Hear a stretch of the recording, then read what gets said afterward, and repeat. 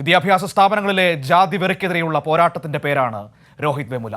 21ാം നൂറ്റാണ്ടിലും രാജ്യത്തെ വിവേചനത്തിൽ തളയ്ക്കുന്ന ജാതി ചിന്തകളെ ഒരിക്കൽ കൂടി ഓർമ്മപ്പെടുത്തുന്നതാണ് രോഹിത് വെമുലയുടെ ജീവിതവും മരണവും.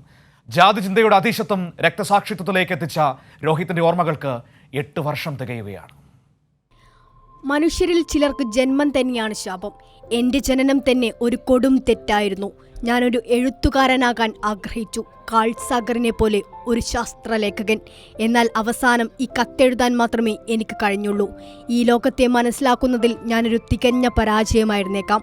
2016 ഇതേ ദിവസം ഹൈദരാബാദ് കേന്ദ്ര സർവകലാശാലയിൽ ഒരു ദളിത് ഗവേഷക വിദ്യാർത്ഥി ജീവിതം അവസാനിക്കുന്നതിനു മുമ്പ് എഴുതി വെച്ചതാണ്. രാജ്യത്തിന്റെ കണ്ണീരായി മടങ്ങിയ ആ 26-കാരന്റെ പേര് രോഹിത് വെമുല.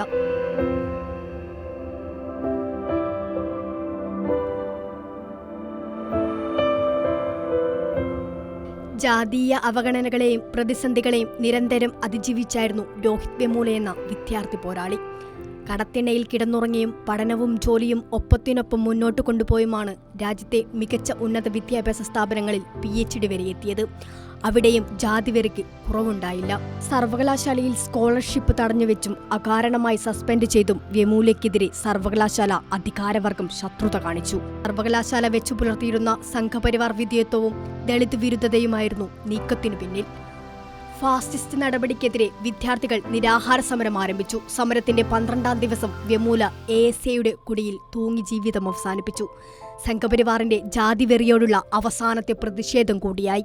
ദളിതനായി ജനിക്കുകയെന്നതും ഒരു ഭാവി സ്വപ്നം കാണുകയെന്നതും ഈ രാജ്യത്ത് നിങ്ങൾ ചെയ്യാവുന്ന ഏറ്റവും വലിയ കുറ്റങ്ങളിലൊന്നെന്നാണ് മരണം കൊണ്ട് രോഹിത് പറഞ്ഞുവെച്ചത്. രാജ്യത്തെ ഉന്നത വിദ്യാഭ്യാസ സ്ഥാപനങ്ങളിൽ പോലും അടങ്ങാത്ത ജാതി വെറിയുണ്ട്. വർഗീയത തളംകെട്ടി നിൽക്കുന്നുണ്ട്. ദളിത് മനുഷ്യരുടെ ഉന്നമനത്തെ കീഴ്മേൽ മറിച്ചിടാൻ കച്ചകെട്ടിയവരുമുണ്ട്. സംഘപരിവാർ അധികാരകാലത്ത് അത്തരക്കാർക്ക് വളമിട്ടിട്ടേയുള്ളൂ. രോഹിത് തെളിച്ച വഴിയിൽ അനേകായിരം മുദ്രാവാക്യങ്ങളാണ് ഉയർന്നു വന്നത്. ജീവിതവും മരണവും അയാൾക്ക് ജാതിവെറിക്കെതിരായ പോരാട്ടമായിരുന്നു. 8 വർഷങ്ങൾക്കിപ്പുറവും ആ പോരാട്ടങ്ങൾ തുടരുകയാണ്. നവഫാസിസ്റ്റ് കാലത്ത് രോഹിത് വെമുല അനീതിക്കെതിരായ പോരാട്ടത്തിന്റെ മുഖമാണ്. വെമുലയെ ഓർക്കുന്നതും ഒരു പോരാട്ടമാണ്. അക്ഷത ചെർക്കള, കൈരളി ന്യൂസ്.